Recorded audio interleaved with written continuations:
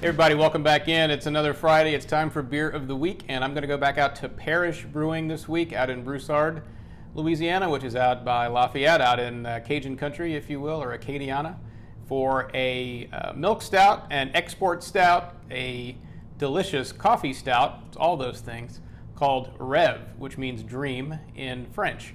And as you probably know, in Acadiana and the Cajun country, French is still spoken and still certainly understood. And I got a little bit ambitious with the opener there, so let's get that right. So this is a stout that's brewed to export strength or extra stout. And what that goes back to historically is that English brewers would brew a very high strength stout. This is 6.8%, which is pretty high for a stout, certainly not all the way up to an imperial stout, but still pretty high. And that was designed to help it survive the long voyage. Alcohol helps to stabilize it and keeps away some of the microorganisms that start to grow in beer, which is being shipped in wood. The hallmarks of the style are a really nice, deep, rich, almost bitter, roasty grain flavor, so roasted malts, not hops, but roasted malts that make the flavor, and then that higher alcohol content, 6.8% in this case.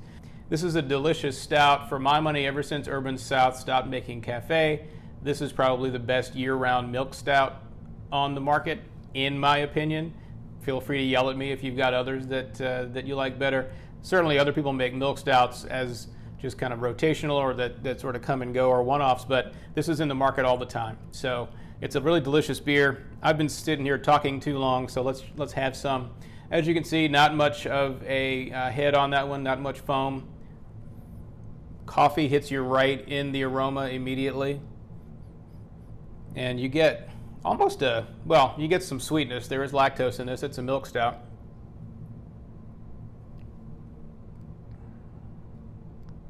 Yeah, so just really nice. High bitterness from the malt. Coffee is right there, just kind of covering your whole palate. Very slightly sweet from the lactose. So again, it's milk stout, and we can break all that down in a minute. And it's just really pleasing overall. It's super well balanced. It drinks really well. It leaves this, for me, this great kind of coffee, this kind of bitter coffee aftertaste. So if you like coffee, if you like stouts, if you like chocolate even, I would say, although, I mean, there's a little bit of chocolate happening in here. It's not chocolate forward, but there's definitely some chocolate notes as well. It's very complex, very rich. I think you should give this one a try. So I alluded to milk stouts a minute ago, and I think we've talked about milk stouts before, but milk stouts sort of came along at the end of the second half of the 19th century, so the second half of the 1800s, in the UK, in Britain. And they were actually always made with lactose sugar, like this one is, but they marketed them as milk stouts because lactose is in milk. And they also marketed them as being healthful for nursing mothers and even for babies and invalids and people like that who maybe couldn't eat normal meals or needed some extra strength, extra vitamins, extra fortification. Totally illegal these days to market alcohol that way, for sure.